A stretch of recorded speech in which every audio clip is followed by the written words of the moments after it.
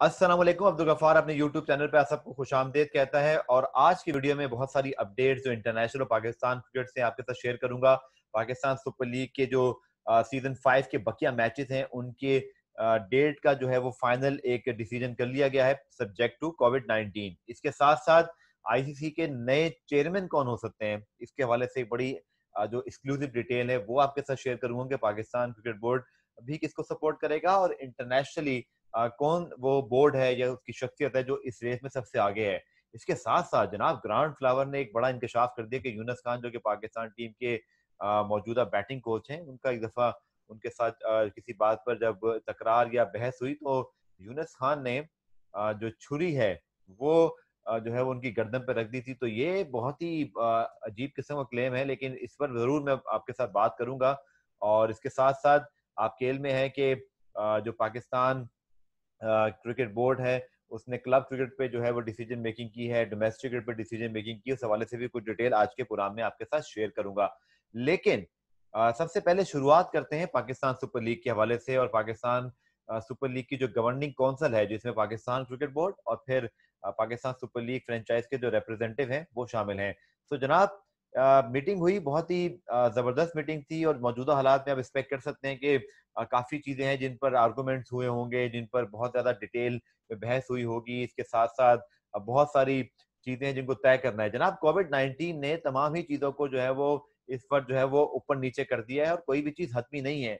ICC कब से world टी20 के हवाले से जो है वो फैसला करना चाह रहा है, वो कि 15 जुलाई को जो उनकी मीटिंग है, बोर्ड मीटिंग, यकीनी तौर पर उसमें फैसला आ जाएगा कि इस साल जो है वो वर्ल्ड टी20 नहीं हो रहा। लेकिन देखिए जनाब कि कितना आपको इंतजार करना पड़ा। उसकी वजह यह है कि कोई अल्टरनेट सोल्यूशन निकाले जा रहे होंगे, कोई इस पर आखिरी हद तक कोशिश की जा रही होगी, क्योंकि ना होना किसी इवेंट का किसी के भी फायदे में नहीं है।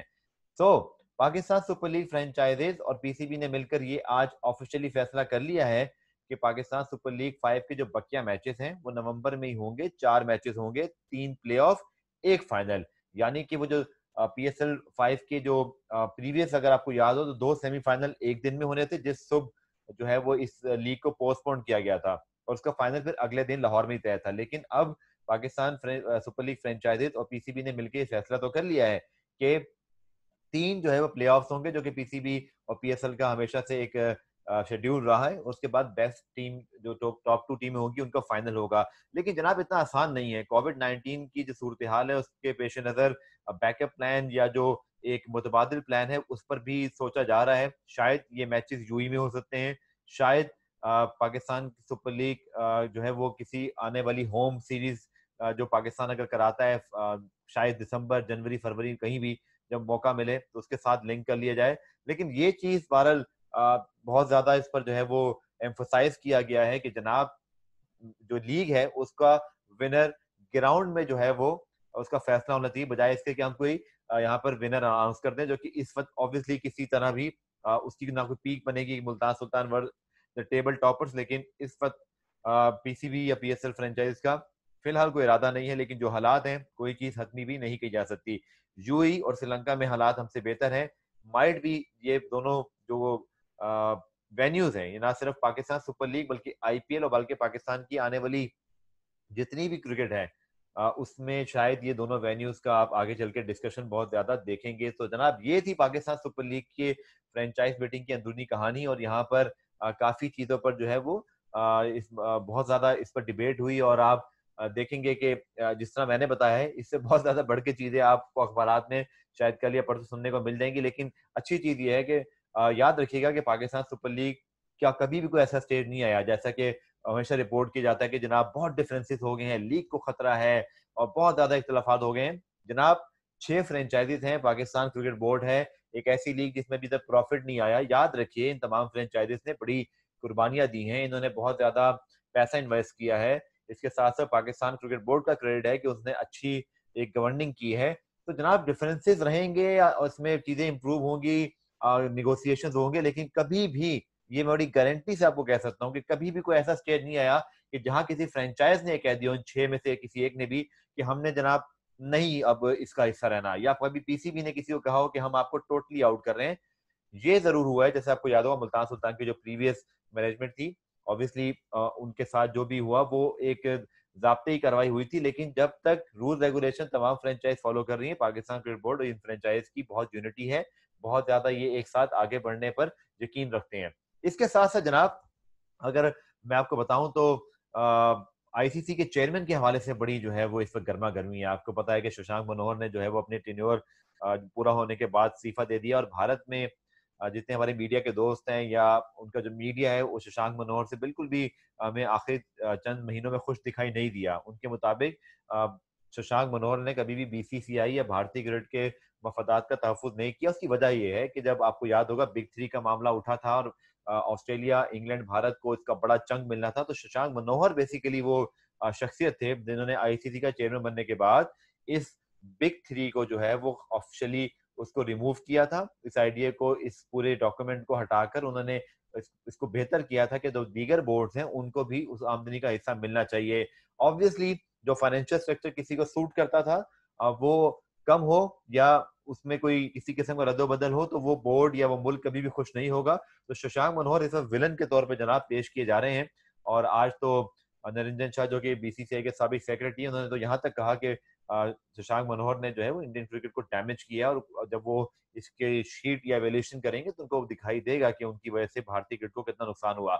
शशांक मनोहर तो जनाब चले गए, लेकिन अब आने वाले दिनों में क्या होगा? आपको याद होगा कि शशांक मनोहर अभी जब मौजूद ही थे तो आईसीसी की चेयरमैनशिप के हवाले से काफी खबरें रिपोर्ट हुई, और उस वक्त भी मैंने रिपोर्ट किया था। अब भी मैं आपको कह रहा हूँ कि इंग्लैंड क्रिकेट बोर्ड के जो कॉलिन ग्रेव्स हैं वो इस वक्त इस रेस में बहुत आगे हैं।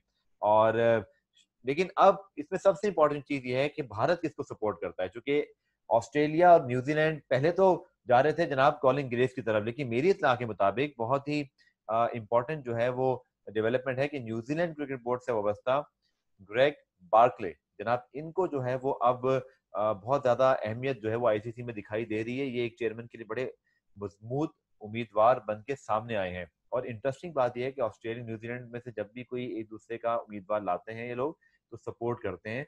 सो ग्रेग बार्कले जो है न्यूजीलैंड क्रिकेट बोर्ड के, वो एक स्ट्रॉन्ग कैंडिडेट बन के उभरे हैं। अब देखना ही होगा कि भारत या पाकिस्तान या न्यूजीलैंड जो सॉरी जो बांग्लादेश, पूरा एशिया का सर्किट है, ये किसको जनाब सपोर्ट करते हैं, क्योंकि इस वक्त ग्रेग बार्कले को जो है वो ऑस्ट्रेलिया की हिमायत तो हासिल है। मेरी इत्तला के मुताबिक Pakistan cricket board wait and see की पॉलिसी करेगा, क्योंकि अगर आप देखें तो पाकिस्तान क्रिकेट बोर्ड के चेयरमैन एहसान मानी का नाम जरूर आया था कि शायद वो इस चेयरमैन के ओहदे के लिए जो है वो बहुत ज्यादा इंटरेस्टेड हैं, या उनको माफ कीजिएगा इंटरेस्टेड नहीं बल्कि उनको ऑफर हुई थी। उसके बाद ये चीजें थी कि शायद वो जाएंगी या नहीं जाएंगी, लेकिन फिर उन्होंने खुद ये प्रेस कॉन्फ्रेंस में बता दिया था कि इमरान खान साहब उनको लेकर आए हैं, टास्क दिया 3 साल का, वो उसको पूरा करेंगे। तो इसका मतलब है कि पाकिस्तान क्रिकेट बोर्ड के चेयरमैन एहसान मानी तो इस वक्त नहीं है इसका हिस्सा, लेकिन जो ग्रेग बार्कले हैं और फिर कॉलिन ग्रेव्स, इन दोनों का जो है वो काफी ज्यादा जो है वो अब हमें आईसीसी चेयरमैन के लिए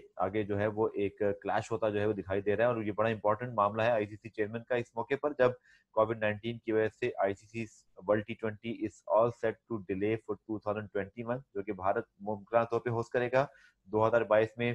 ये 2020 वाला वर्ल्ड टी20 जो है वो होस्ट करेगा फिर ऑस्ट्रेलिया, और फिर 2023 में वर्ल्ड टी20 सॉरी मेंस वर्ल्ड कप जो है वो भारत को मिल सकता है। तो बड़ी कॉम्प्लेक्स सूरत हाल है क्रिकेट के लिए, बहुत मुश्किल ये वक्त है, क्योंकि तो क्रिकेट नहीं हो रही और दूसरा इस वक्त जितनी भी चीजें हैं वो पेंडिंग में चली गई हैं। इसके साथ साथ अगर हम बात करें दीगर अमूर की, तो श्रीलंका में इस वक्त इंक्वायरी चल रही है, बहुत ही जो है शॉकिंग किस्म की वहां पर जो चीजें आ रही हैं। उनमें सबसे इंपॉर्टेंट चीज ये है कि पहले तो आपको याद होगा रविंद्र डिसिल्वा जो 2011 वर्ल्ड कप में सिलेक्टर थे, उनको बुलाया गया इन्वेस्टिगेशन के लिए, फिर उपल थरंगा को, और उसके बाद फिर हमने देखा कि कुमार संगाकारा जनाब, जो कि ना सिर्फ हम कह सकते हैं गुज़श्ता 15 साल में दुनिया के बेहतरीन बैट्समैनों में से, लेजेंड्स में से, आइकॉन्स हैं, आइकॉनिक उनका एक रोल है। फिर एमसीसी के सदर बने तो उनकी वैल्यू और ज्यादा ऑब्वियसली इस चीज में बढ़ी कि वो एक बहुत ही बड़ा जो है वो एम्बेसडर है। तो जनाब अब देखते हैं कि श्रीलंका में इन्वेस्टिगेशन का आउटकम क्या होता है। हमारे यहाँ आपको याद होगा जस्टिस कन्यू रिपोर्ट बनी थी, उसी तरह की ये एक वहाँ की स्पोर्ट मिनिस्ट्री ने स्पेशल इन्वेस्टिगेशन जो है वो यूनिट कायम किया है, जिसमें ये तमाम खिलाड़ी जाकर वहां पर जो है वो अपने बयान दे रहे हैं। तकरीबन बताया जाता है 7 8 और कई जगह 9 घंटे लिखा हुआ है कि कुमार संगकारा ने जो है वो अपना बयान रिकॉर्ड कराया, उनसे पूछकर या उनसे तहकीकात या ये कह लीजिए कि उनसे तफसीलात हासिल की गई। अभी तक ये नहीं पता कि ये तमाम खिलाड़ी इन्वॉल्व हैं या नहीं है, या इनसे इन्वेस्टिगेशन किस अंदाज से हो रही, लेकिन किसी भी मामले में किसी क्रिकेटर को तलब करके इतना लंबा वहां पे उनसे बयानात या कुछ लेना, इस चीज की तो निशानदेही है कि मामला बहुत गंभीर है।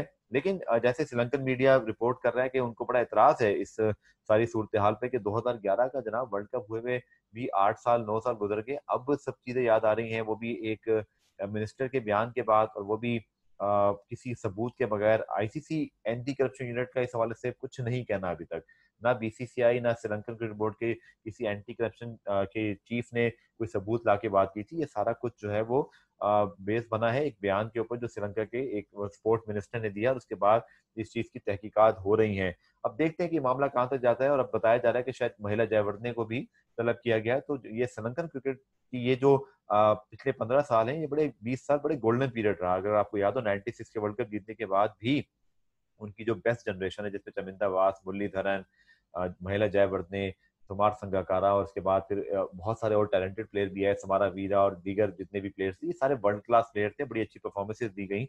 लेकिन इस कंट्रोवर्सी ने सारा कुछ जो है वो धुंधला के रख दिया। अगर आप देखें तो 2011 का वर्ल्ड कप का फाइनल खेलने वाली श्रीलंकन टीम बजाय इसके कि अच्छे तरीके से याद रखी जाती है, बिल्कुल 99 वाला पाकिस्तान का मुझे हाल दिखाई दे रहा है, जब पाकिस्तान ने दुनिया की बेस्ट टीमों की मौजूदगी में ऑस्ट्रेलिया के हमरा फाइनल खेला था। लेकिन पाकिस्तान टीम को बजाय उस वक्त में या आज भी बेस्ट टीम या एक एप्रिसिएशन मिलती। बहुत ज्यादा कंट्रोवर्सी हुई कि वो आपको याद है बांग्लादेश का मैच, फिर फाइनल में पाकिस्तान 1-साइडेड हारा।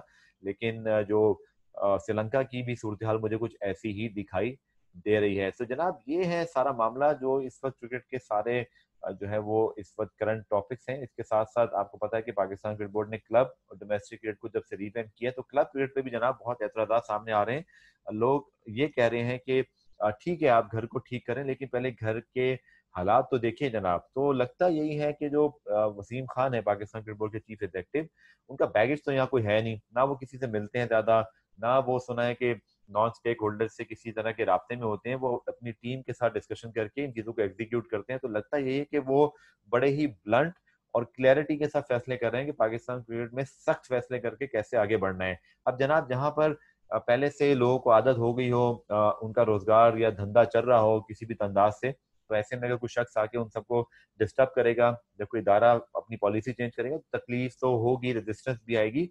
तो क्लब क्रिकेट के हवाले से भी यही बातें सामने आ रही। लेकिन मेरा जाती ख्याल ये है कि शायद बेहतर ये होगा कि हम बजाय इसके कि जो काम अगले साल हमने सीख के करना है, थोड़ा सा अभी से लोगों को लेके बैठे हैं, स्टेक होल्डर्स के साथ जिनके ऊपर कोई चीज आनी है उन्हीं के साथ पहले मशवरा कर लें, तो आपको एक बेहतर जो है वो आउटकम मिल सकता है। तो अ, चीजें बेहतर हो रही हैं पाकिस्तान क्रिकेट बोर्ड में काफी अंदाज से, लेकिन बहुत सारी चीजों में जो है वो बेहतरी की जरूरत भी है। बाबर आजम ने जनाब प्रेस कॉन्फ्रेंस की और मुझे उनसे सवाल करने का मौका मिला, तो मैंने उनसे पूछा कि जोफ्रा आर्चर जो कि स्टीव स्मिथ को बहुत तंग कर चुके हैं, आपको याद होगा इंजरी हुई थी और फिर ऑस्ट्रेलियन टीम बहुत बुरी तरह डर गई थी। उनको फिल ह्यूज वाला वाकया भी याद आ रहा था, जो कि स्टीव स्मिथ बुरी तरह से जो है वो गिरने के बाद अनकॉन्शियस थे। लेकिन अगर हम देखें तो बाबर आजम से मैंने ये सवाल किया कि are you ready to face the music of bowling of Jofra Archer, तो उन्होंने बड़ा ही अच्छा जवाब दिया। उन्होंने कहा कि मैं बिल्कुल प्रिपरेशन कर रहा हूँ, मेरा पूरा फोकस है सीरीज के ऊपर, लेकिन मैं बिल्कुल भी नहीं डरूंगा ना। मैं उनका कहने का मकसद ये था कि मैं बॉलर को जो है वो खातिर में नहीं लाऊंगा, मैं बॉल देखूंगा, उसकी मेरिट पे खेलूंगा। तो जनाब बयान तो बहुत अच्छा है, लेकिन मेरे ख्याल में जोफ्रा आर्चर वो बॉलर होंगे जो पाकिस्तान टीम को बहुत बुरी तरह जो है वो डिस्टर्ब कर सकते हैं, क्योंकि उनका एक स्पेल, एक फायरी स्पेल ही जो है पूरा टेस्ट मैच या सीरीज का नतीजा तब्दील कर सकता है। तो ऑलरेडी आकिब जावेद, सईद अजमल कह चुके हैं कि पाकिस्तान टीम जो है उनका चांस बड़ा कम दिखाई दे रहा है। तो देखते हैं कि पाकिस्तान टीम अब इन तमाम जो नेगेटिव सोच है या इस वक्त एक कह लें शायद हकीकत पसंदाना भी किसी हद तक, लेकिन क्या पाकिस्तान टीम को राइट ऑफ करना ठीक होगा, लेट्स सी, इस चीज का फैसला वक्त करेगा। लेकिन बाबर आजम बड़े डिटर्मिनेंट दिखाई दिए। दूसरा उन्होंने एक चीज बड़ी क्लैरिटी से कही, उनसे सवाल हुआ सरफराज अहमद के हवाले से, उन्होंने कहा कि रिजवान पहली चॉइस होंगे। और बाबर के बयान को ऑब्वियसली आपको पता है सरफराज अहमद के हवाले से बहुत ज्यादा चीजें जो है वो डिस्कस होती हैं। फवाद आलम या सरफराज का अपना फैन क्लब है, कुछ मीडिया के दोस्त भी उनके साथ बड़ी हमदर्दी रखते हैं, और किसी हद तक ठीक भी है, क्योंकि फवाद की जो परफॉर्मेंस है उसका उनको कोई जस्टिस नहीं मिला, तो लोग उनके लिए हक में बात करते हैं। सरफराज का T20 का जो एक्सक्लूजन था, being a captain, being a player, वो आज तक बड़ा हमें सेंसलेस दिखाई देता है, क्योंकि उनको बहुत ज्यादा जो है वो यहाँ पर हम मार्जिन देंगे कि टेस्ट और वनडे में तो चले आप उन पर कोई सख्त फैसला कर सकते थे, लेकिन being a number 1 T20 captain of the world for a year and two, अगर आप उनको अचानक घर भेज दें तो जनाब ये फैसला कभी भी तारीख में किसी अच्छे रीजन से याद नहीं रखा जाएगा। लेकिन सरफराज अहमद के हवाले से जब सवाल हुआ तो बाबर ने कैटेगोरिकली कहा, और मुझे हैरत है कि इस बयान पर बहुत ज्यादा इशू बनाया जा रहा है। लेकिन अगर आपको याद हो तो मिसबाउल हक ने जो है वो कहा था कि रिजवान हमारे फर्स्ट चॉइस विकेट कीपर होंगे, और Rizwan first choice wicket keeper होंगे, सरफराज फिर हमारे पास T20 में जो है वो उनको प्रेफर्ड किया जा सकता है। तो बात जनाब बाबर आजम इस वक्त एक टिपिकल पाकिस्तान कैप्टन की तरह सब अच्छा है, और मैनेजमेंट के साथ ही मिलकर बात करेंगे, जो डिसिप्लिन का तकाजा भी है। लेकिन अब देखते हैं कि बाबर आजम जब फील्ड में उतरते हैं तो कैसे कप्तान होते हैं, अजहर अली कैसी परफॉर्मेंस देते हैं। अच्छी चीज यह है कि पाकिस्तान टीम वॉस्टरशायर पहुंच के चैलेंज कर चुकी है, और अब हम जब ये वीडियो रिकॉर्ड करें तो अगले 10 से 18 घंटों में जो है वो पाकिस्तान की जो बकिया 6 खिलाड़ी हैं, वहाब, हफीज और शादाब, और इसके अलावा हसनैन, और जितने भी और हमारे पास प्लेयर हैं, रिजवान और फखर जमान, ये सब भी इंग्लैंड पहुंच जाएंगे। तो पाकिस्तान की एक फुल स्टैंड स्क्वाड वहां पर प्रैक्टिस कर रही होगी। एक चीज जनाब मैं आपको कह दूं कि मोहम्मद हफीज जो है उनसे पाकिस्तान क्रिकेट बोर्ड बिल्कुल खुश नहीं है, और उसकी वजह आपको पता है कि जो ट्वीट उन्होंने किया था उसके बाद भी बहुत सारे उनके जो चाहने वाले हैं वो उस चीज को सही साबित करने पे लगे हैं। लेकिन किसी हद तक अगर आप देखें तो हफीज का मौकफ पीसीबी को बताकर शायद किया जाता तो ठीक था, लेकिन उस ट्वीट को उस रिपोर्ट को ट्वीट करना वो पीसीबी के लिए बहुत बड़ा प्रॉब्लम बन गया। इंग्लैंड क्रिकेट बोर्ड को बताते देनी पड़ गई, साथ साथ पाकिस्तान हुकूमत हर टेस्ट को देखती है, वहां इस फ्रंट पे बात भी हुई है कि कौन सा टेस्ट ठीक था गलत था, लेबोरेटरी, क्योंकि हेल्थ और गवर्नमेंट का भी मामला है। लेकिन पाकिस्तान क्रिकेट बोर्ड बहुत ज्यादा नाखुश है, और मजबूरी में ही हफीज को भेजा गया क्योंकि उनकी सिलेक्शन वहां हो गई थी, वरना शायद किसी तरह उनको रोक दिया जाता। लेकिन डॉक्टर फैज सलीम और मोहम्मद हफीज ये दोनों इंग्लैंड टूर पर चले तो गए हैं, लेकिन किसी तौर पर भी पाकिस्तान क्रिकेट बोर्ड इनसे खुश या मुतमईन नहीं है, और इस सीरीज के बाद कोई बड़ा फैसला इन दोनों के हवाले से किया जा सकता है। तो ये है जनाब आज की सारी ये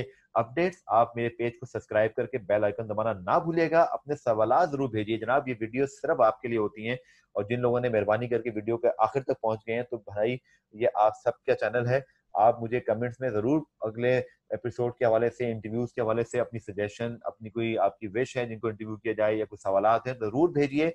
आपका नाम लेकर इंशाल्लाह वो सवालात जो हैं वो इंक्लूड किए जाएंगे। आप सबका एपिसोड देखने का और साथ साथ चैनल की पसंदीदा का बहुत बहुत शुक्रिया। अल्लाह हाफिज।